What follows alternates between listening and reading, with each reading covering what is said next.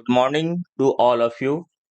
आज हम लोग टेस्ट नंबर 19 का सॉल्यूशन स्टार्ट कर रहे हैं। चंपारण आईएएस में आप सबों का स्वागत है। मैं कुमार जय सर। जैसा कि आप लोगों को मालूम है कि अब अगस्त में संभावना कम रह गया है एग्जाम होने का, जो बीपीएससी 67 का पीटी होना है। इसीलिए हम लोग तैयारी तो स्पीड से करते ही रहेंगे, लेकिन थोड़ा सा और कॉम्प्रिहेंसिव तैयारी स्टार्ट करेंगे। चलिए, आज का पहला प्रश्न है, खासी पहाड़ियां भारत के किस राज्य में स्थित है? तो इसमें ऑप्शन दीजिएगा डी, मेघालय। खासी पहाड़ी मेघालय में। देखिए, ये पूर्वोत्तर का राज्य, जैसा कि हम लोग जानते हैं, यहीं पे मेघालय है। तो मेघालय में 1, 2, 3 पहाड़ी है। एक का नाम है गारो, दूसरा का नाम है खासी और तीसरा का नाम है जयंतिया। तो खासी पहाड़ी पूछा गया है। यदि कभी गारो पूछा जाए, जयंतिया पूछा जाए, तो मेघालय ही आंसर दीजिएगा। इसी खासी पहाड़ी पर भारत में चेरापूंजी और मानसीनराम सर्वाधिक वर्षा वाला क्षेत्र है, जो दुनिया में सबसे ज्यादा वर्षा वाला क्षेत्र है। मानसीनराम सर्वाधिक वर्षा वाला क्षेत्र है खासी पहाड़ी पर। मानसीनराम पश्चिम साइड में है और चेरापूंजी पूर्वी साइड में, यानी दाहिने साइड में चेरापूंजी और लेफ्ट साइड में मानसीनराम में सर्वाधिक वर्षा वाला क्षेत्र। चलिए, अगला हम लोग प्रश्न चलते हैं। भूत जोलोकिया नामक मिर्च भूत जोलकिया नामक मिर्च भारत के किस राज्य में मुख्य रूप से उगाई जाती है?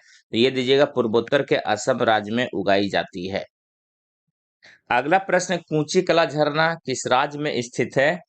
तो ये कूची कला दक्षिण भारत में कर्नाटक में स्थित है। कूची कला यही है, कर्नाटक का क्षेत्र है ना। ये गोवा है और ये यहाँ पर कर्नाटक का क्षेत्र है। तो कूची कला यहीं पे, कूची कला भारत का सबसे ऊंचा कूची कला झरना है, कूची कला।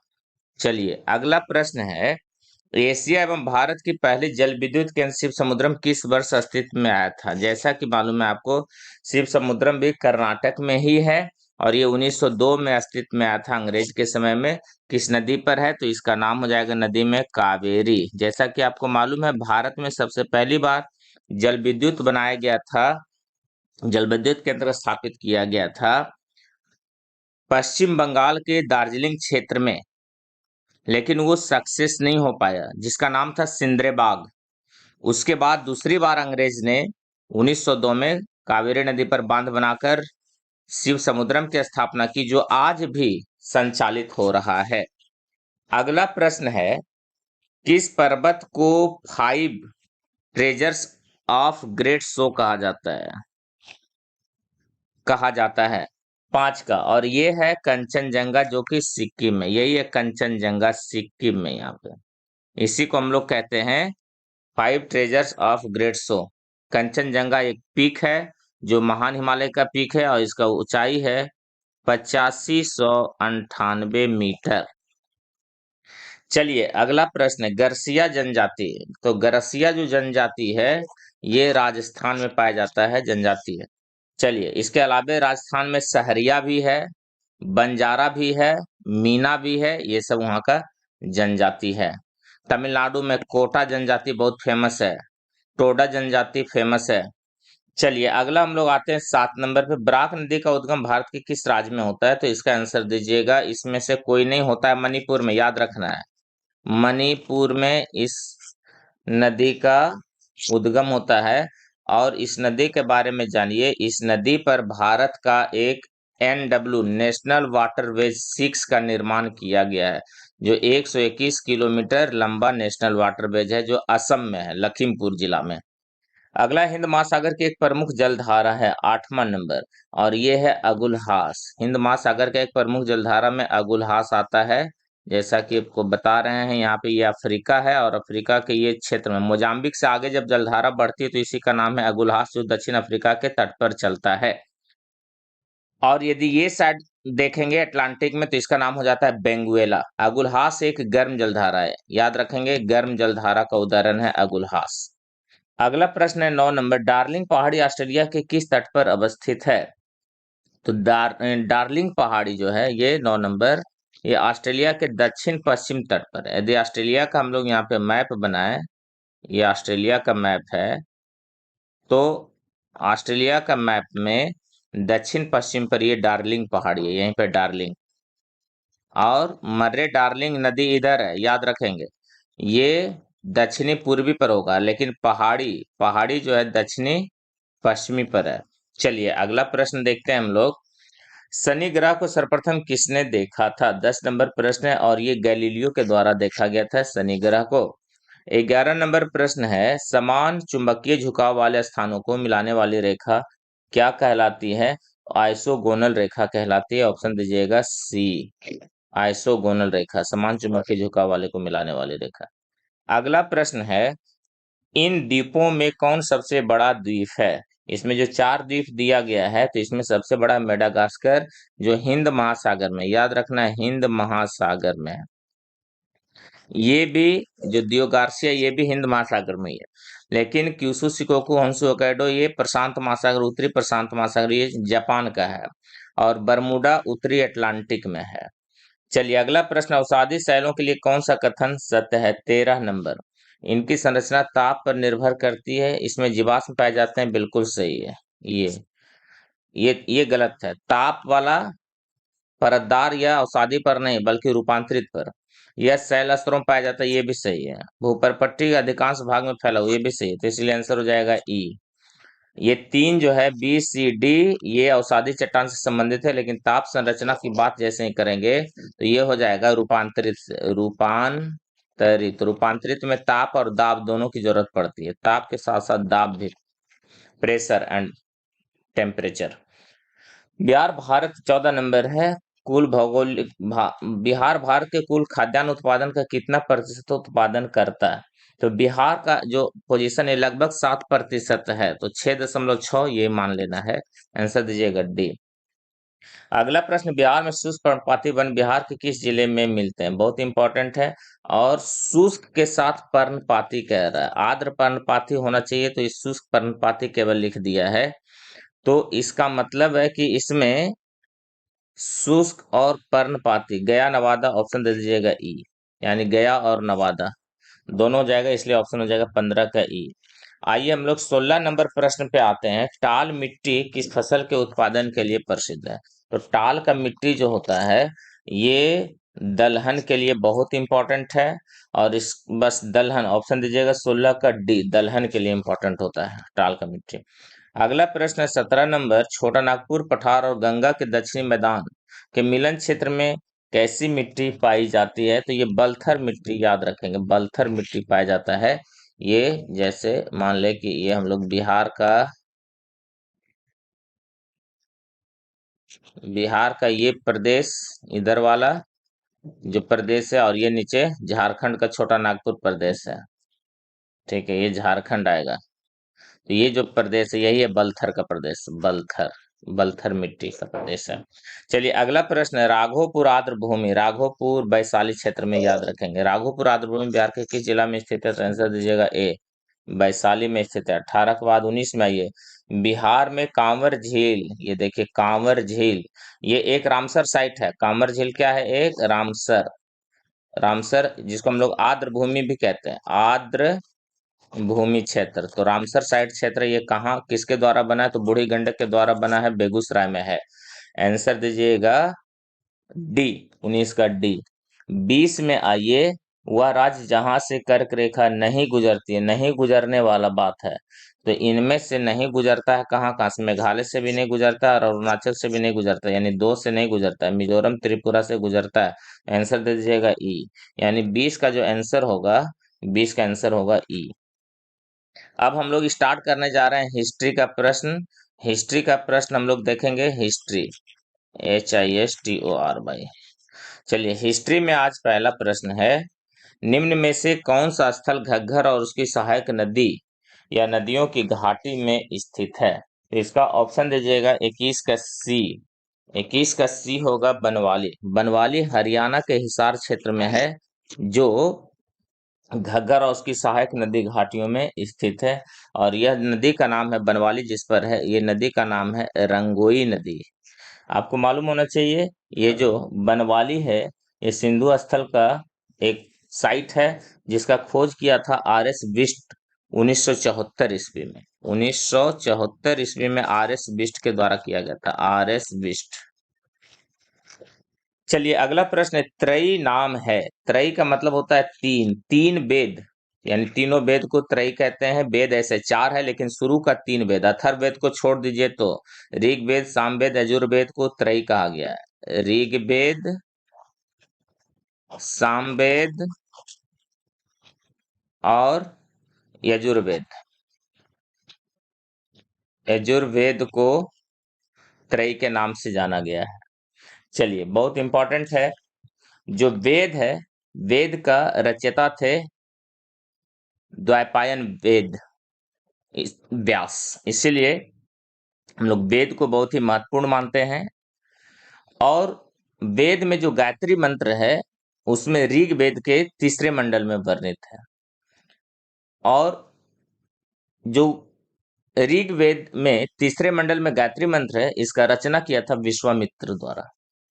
सामवेद में हमें भारतीय संगीत का वर्णन मिलता है, यानी संगीत का उत्पत्ति कैसे हुआ उसके बारे में। यजुर्वेद में कर्मकांड, अनुष्ठान, और अथर्ववेद जो लास्ट का वेद है वो त्रयी के बाहर आता है, उसमें मंत्र, रोग नाशक, जादू टोना, विवाह गीत इत्यादि का वर्णन मिलता है। चलिए अगला आते हैं हम लोग 23 नंबर, निम्न में से कौन सा नाम बुद्ध का दूसरा नाम है? इसमें से कोई नहीं है, ऑप्शन दे दीजिएगा ई। ठीक है, अगला आते हैं, भारत की धार्मिक प्रथाओं के संदर्भ में स्थानक वासी संप्रदाय, स्थानक वासी साथ में आएगा, ये जैन से संबंधित है। स्थानक वासी हम लोग जैन से मानेंगे। स्थानक वासी जो है श्वेतांबर जैन संप्रदाय का एक उप संप्रदाय है और इसकी स्थापना हुआ था 1643 ईस्वी में लवजी नामक एक व्यापारी के द्वारा हुआ था। और ये मूर्ति पूजा में विश्वास नहीं करता है, अर्थात भगवान को जो है निराकार मानता है, कोई आकार नहीं है, निराकार। तोरमन किस जाति दल का था? तो ये था हून, तोरमन हून था, इसी का बेटा था मिहिरकुल, तोरमन का बेटा था मिहिरकुल तोरमन। ये लोग चाइनीज क्षेत्र से आए थे, आज का जो चीन है उधर से ही आया था, और ये 500 ईस्वी के क्षेत्र में, ये मालवा क्षेत्र में अपना अधिकार जमाया था, तोरमन या हुन जनजाति। पैगंबर हजरत मोहम्मद का जन्म कब हुआ था? ये 570 ईस्वी के समय में इनका, पैगंबर मोहम्मद का जन्म हुआ था और इसने इस्लाम धर्म की स्थापना की थी। 27 नंबर प्रश्न है, किसने प्रसिद्ध कुतुब मीनार के निर्माण में योगदान नहीं दिया? तो कुतुब मीनार बनाया था कुतुबुद्दीन ऐबक, कुछ भाग उसका और आगे बढ़ाया इल्तुतमिश, और फिर लास्ट में चौथे तल्ले के बाद पांचवा तल्ला का निर्माण किया जिसको दो तल्ला के रूप में बनाया फिरोज शाह तुगलक। तो इसमें आंसर हो जाएगा गयासुद्दीन तुगलक। गयासुद्दीन तुगलक जो है 1320 से 1325 तक शासन किया था और ये तुगलक वंश का स्थापना किया था। गयासुद्दीन तुगलक एक बहुत ही उदार व्यक्ति के रूप में जाना जाता था और खिलजी वंश में ये अलाउद्दीन खिलजी का सैनिक शासक भी संभाला करता था। इसे गाजी भी कहा गया है, गाजी मलिक या गाजी तुगलक। और फिर उसके बाद ये तुगलक वंशी, खिलजी वंश के बाद तुगलक वंश की स्थापना भी करता है। अलाउद्दीन खिलजी के निम्न सेनाध्यक्षों में देखिए कौन सा तुगलक वंश का प्रथम सुल्तान बना? तो यही है गाजी मलिक, ये दीजिएगा आंसर इसका, गाजी मलिक या गाजी तुगलक। या तुगलक वंश का संस्थापक था जो 1320 से 25, और कहा जाता है ये जो गाजी मलिक है या गयासुद्दीन तुगलक बना बाद में 29 बार मंगोल आक्रमण को विफल किया था। सोचिए कितना इंपॉर्टेंट है ये। किसको हिंदी खरी बोली का जनक कहते हैं? देखते एक साथ मार देना, डी अमीर खुसरो को कहा जाता है। अमीर खुसरो जिनका जन्म 1253 में हुआ था और 1325 में इनका मृत्यु हुआ है।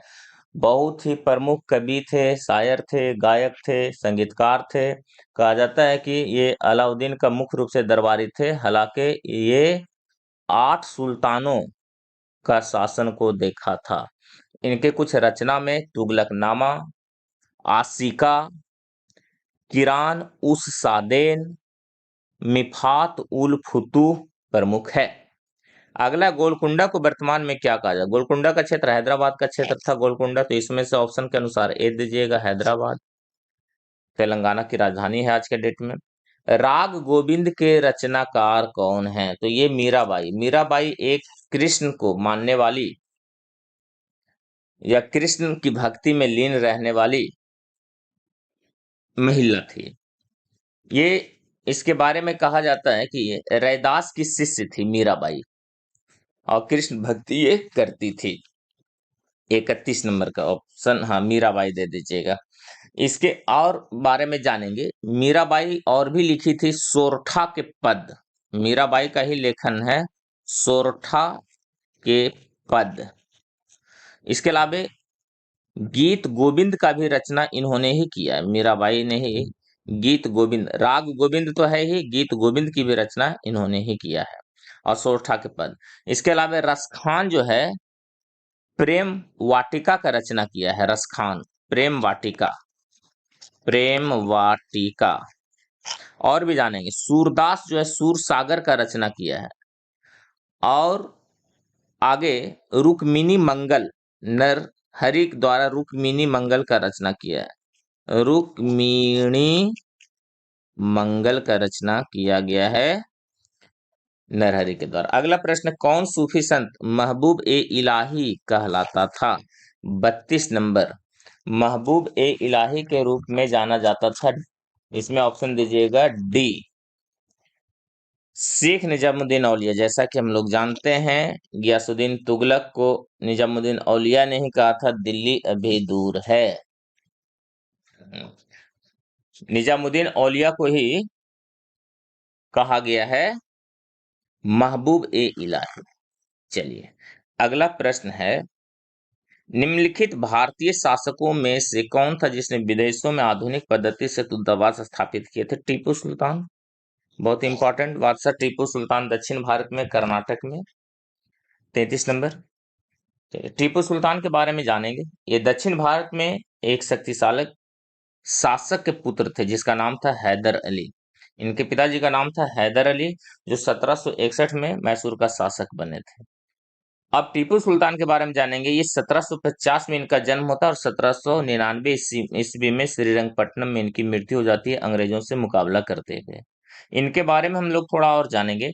ये कई भाषाओं के जानकार थे और श्रृंगेरी में देवी शारदा मंदिर का निर्माण हेतु इन्होंने धन भी दिया था और इसने जैकोबिन क्लब की स्थापना भी किया था। टीपू सुल्तान के द्वारा ही जैकोबिन क्लब की स्थापना किया गया था और उस क्लब का इन्होंने अपने को मेंबर बनाया और एक आम नागरिक की तरह रहा या रहने का वचन भी दिया था। चलिए अगला 34 नंबर प्रश्न है, निम्नलिखित में से बघेरा विद्रोह कहाँ हुआ था? बघेरा विद्रोह बहुत इंपॉर्टेंट, बड़ोदरा में 1818 ईस्वी में हुआ था अंग्रेजों के खिलाफ बघेरा विद्रोह। अगला 35 नंबर प्रश्न है, बाल गंगाधर तिलक को किसने अशांति का जनक कहा है? वेलेंटाइन सिरोल के द्वारा कहा गया है। वेलेंटाइन सिरोल इंग्लैंड के रहने वाले थे, साहित्यकार, राजनीतिज्ञ, पत्रकार, ये सब इनके बारे में कहा जाता है।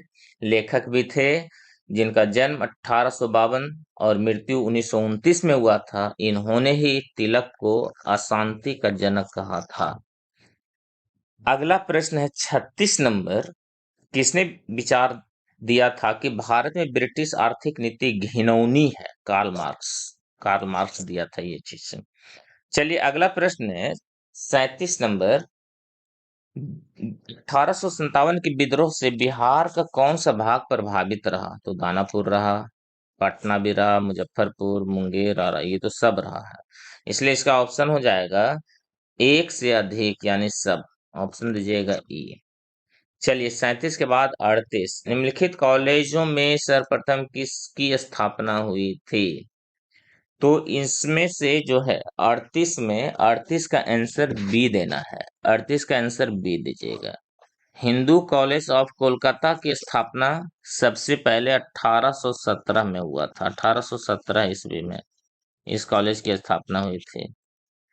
इसके बाद हम लोग और देखते हैं, मुस्लिम एंग्लो ओरिएंटल कॉलेज, ये अलीगढ़ में है, जो 1875 में हुआ था। 1875 ईस्वी में हुआ था। इसी प्रकार से मेयो कॉलेज जो अजमेर में, ये भी 1875 में हुआ था। दिल्ली कॉलेज उसके बाद स्थापित हुआ, इसलिए आंसर दे दीजिएगा बी। चलिए 39 में किसने सोम प्रकाश नामक समाचार पत्र शुरू किया था? ईश्वर चंद्र विद्यासागर। ऑप्शन दीजिएगा 39 का सी। चलिए अगला प्रश्न, निम्नलिखित में से शारदा मणि कौन थी? तो शारदा मणि थी, इसमें से ऑप्शन है कृष्ण परमहंस, रामकृष्ण परमहंस की पत्नी थी शारदा मणि। ए दीजिएगा 40 का। रामकृष्ण परमहंस की पत्नी, जिसे श्री माँ के नाम से भी जाना गया है, इन्हें श्री माँ भी कहा गया है, याद रखेंगे शारदा मणि को। अगला प्रश्न है 41, किस व्यक्ति ने सर्वप्रथम स्वराज शब्द का प्रयोग किया और हिंदी को राष्ट्रभाषा माना? देखिए स्वराज शब्द और हिंदी को राष्ट्रभाषा, ये स्वामी दयानंद सरस्वती। आंसर दीजिएगा बी, स्वामी दयानंद सरस्वती। 41 के बाद आइए 42 में, अखिल भारतीय कांग्रेस की प्रथम महिला अध्यक्ष कौन थी? तो इसमें सिद्ध दीजिएगा एनी बेसेंट, ये भारतीय नहीं विदेशी में प्रथम। और जो एनी बेसेंट है ये 32वां सम्मेलन और ये कोलकाता में हो रहा था 1917 में, तब ये भारतीय राष्ट्रीय कांग्रेस की अध्यक्ष बनी थी। अगला, शेर पंजाब के नाम से कौन मशहूर है? लाला लाजपत राय को शेर पंजाब कहते हैं हम लोग। 43 का आंसर देंगे डी, शेर पंजाब, लाला लाजपत राय। किसने स्वदेशी आंदोलन का नेतृत्व दिल्ली में किया था? सैयद हैदर रजा ने किया था। ऑप्शन दीजिएगा बी, ज्यादा कोई इसमें समस्या नहीं, सैयद हैदर रजा के द्वारा। 44 के बाद आइए 45 नंबर में, कौन फेबियन आंदोलन का प्रस्तावक था? फेबियन आंदोलन से संबंध रखती थी इसमें से एनी बेसेंट। जैसा कि जानेंगे आप, फेबियन आंदोलन या फेबियन सोसाइटी जो है 1884 ईस्वी में स्थापित हुआ था, और इसमें Annie Besant, Bernard Shaw, Sidney Webb, William Clarke आदि द्वारा जो लिखे गए थे फेबियन सोसाइटी के बारे में, इस संग्रह का प्रकाशन, इस लेखों का प्रकाशन 1889 ईस्वी में किया गया था। 47 में, द्वितीय बौद्ध संगीति की अध्यक्षता किसने की थी? तो द्वितीय बौद्ध संगीति की अध्यक्षता जो है ये साब कमीर के द्वारा किया गया था। याद रखना है, द्वितीय बौद्ध संगीति की अध्यक्षता साब कमीर। अब देखिए बौद्ध संगीति 4 हुआ, 1 2 3 4। तो पहला जो बौद्ध संगीति है ये राजगिरी में हुआ था और 483 बीसी में हुआ था, याद रखेंगे। पहला बौद्ध संगीति राजगीर में 483 बीसी में, और अध्यक्ष थे महाकश्यप, और शासन काल था अजाद शत्रु का, पहला। दूसरा जो है बौद्ध संगीति वैशाली में हुआ था, और ये 383 में हुआ था, 383 यानी 100 वर्ष बाद, और इसके अध्यक्ष थे साब कमीर, और शासन काल था काला शोक। जैसा कि अजात शत्रु शासक हुआ हर्यक का, काला शोक शिशुनाग वंश का। और वह तीसरा बौद्ध संगीति 250 बीसी में हुआ है, 250 बीसी। और ये बौद्ध संगीति की अध्यक्षता किया था मोगली पुत्तिस ने, और शासन काल था मौर्य वंश का अशोक के समय में पाटलिपुत्रा में हुआ था। आज जो चौथी बौद्ध संगीति है, याद रखना है, कहा जाता है कि ईसा की प्रथम शताब्दी में हुआ था, और ये हुआ था, स्थान था कुंडलबन कश्मीर में, और इसके अध्यक्ष थे वसुमित्र, और उपाध्यक्ष अश्वघोष था, और शासन काल था कनिष्क जो कुषाण वंश का था। चलिए अगला प्रश्न चलते हैं 47 नंबर, बिहार में तुर्क सत्ता का संस्थापक कौन था? बख्तियार खिलजी। बख्तियार खिलजी तुर्क सत्ता का संस्थापक के रूप में जाना जाता है। 47 का दीजिएगा ए। चलिए 47 का एक, वही बख्तियार खिलजी जिसने नालंदा के जो विश्वविद्यालय उसको जलाने का भी काम किया था। चलिए 48 नंबर है, कुंवर सिंह ने अपने अंतिम समय में किस अंग्रेज कैप्टन के साथ युद्ध किया था? ली ग्रैंड के साथ किए थे। 48 का ए दीजिएगा, ज्यादा कोई इसमें समस्या नहीं, याद रखना है। 49 में आइए, भावी आंदोलन का मुख्य केंद्र कहाँ था? पटना था। ऑप्शन दीजिएगा सी, पटना। चलिए बिहार प्रांतीय सम्मेलन का पहला अधिवेशन 1908 में कहाँ हुआ था? देखते साथ मार देना है, पटना। ऑप्शन दीजिएगा बी, पटना। चलिए एंशियंट से 2-3 क्वेश्चन है। हड़प्पा कालीन मोहरे अधिकांशतः बनी थी। सेलखड़ी एक पत्थर होता था, सेलखड़ी जो हिमालय क्षेत्र में पाया जाता था, सेलखड़ी लाल रंग का पत्थर होता था, उसी से मुहर बनता था हड़प्पा काल में। 51 का ए, सेलखड़ी। चलिए किस देवता को ऋग्वेद में पुरंदर कहा गया है? पुरंदर इंद्र को कहा गया है, किला तोड़ने वाले देवता पुरंदर थे। चलिए, इसमें जो है इंद्र के बारे में, इंद्र ऋग्वेद में 250 बार उल्लेख किया गया इंद्र का। देवताओं में सर्वाधिक इंद्र को ही उल्लेखित किया गया है। इसके अलावे पिता शब्द का उपयोग या प्रयोग हुआ है 335 बार, ये याद रखना है। पिता का जो शब्द है ये 335 बार उल्लेख हुआ है। उसके बाद से इंद्र 250, अग्नि 200 बार, गंगा नदी 1 बार, यमुना नदी 3 बार। चलिए अगला, वैदिक युग में यव किसे कहा जाता था? यव का मतलब हुआ जौ, याद रखेंगे बी। जौ को संस्कृत में यव कहा जाता था, ठीक है। यह प्राचीनतम फसल है जिसे पूजा और धार्मिक संस्कारों में उपयोग में लाया जाता था।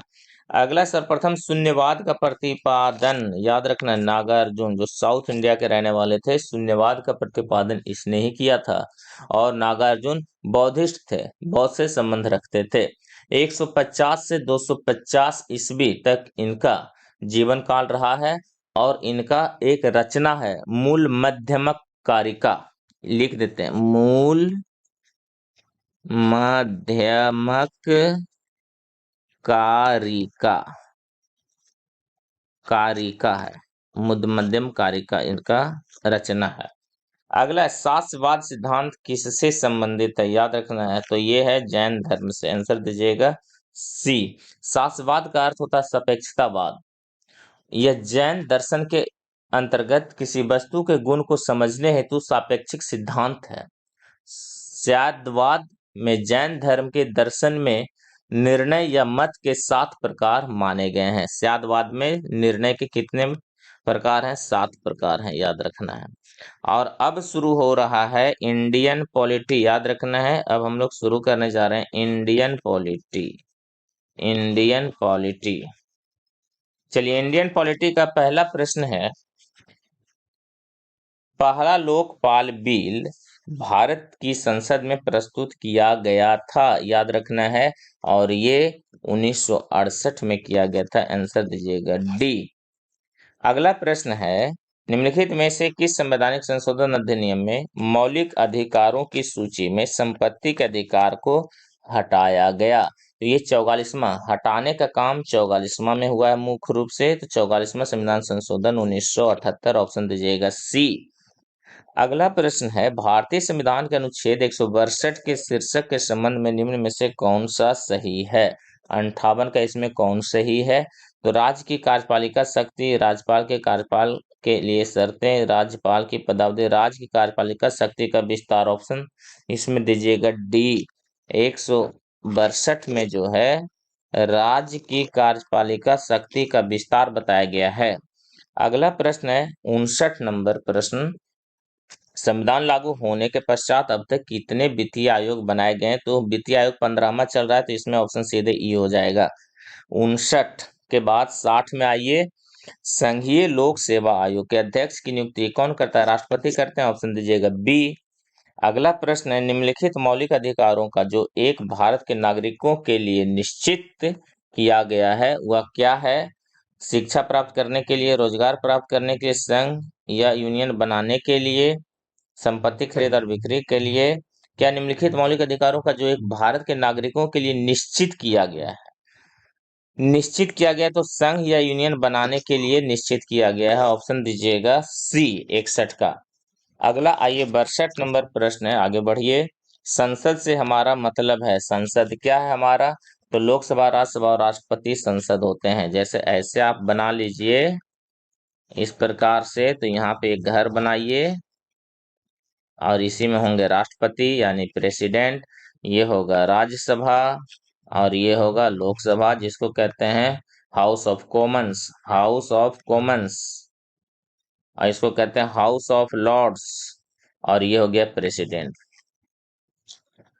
चलिए अगला प्रश्न है, सार्वभौमिक व्यस्क मताधिकार बनता है एक सरकार को उत्तरदायी सरकार बनाता है, अधिक उत्तरदायी सरकार बनाता है, ठीक है, यही है अधिक उत्तरदायी, सार्वभौमिक व्यस्क मताधिकार। चलिए ए दीजिएगा अधिक उत्तरदायी। कोई विधेयक धन विधेयक है या नहीं, इसका निर्णय लोकसभा अध्यक्ष करते हैं, ए दीजिएगा। बहुत आसान क्वेश्चन है, लोकसभा अध्यक्ष धन विधेयक के बारे में। 65 नंबर, संविधान निर्माताओं ने कौन सा लक्षण अमेरिका के संविधान से ग्रहण किया था?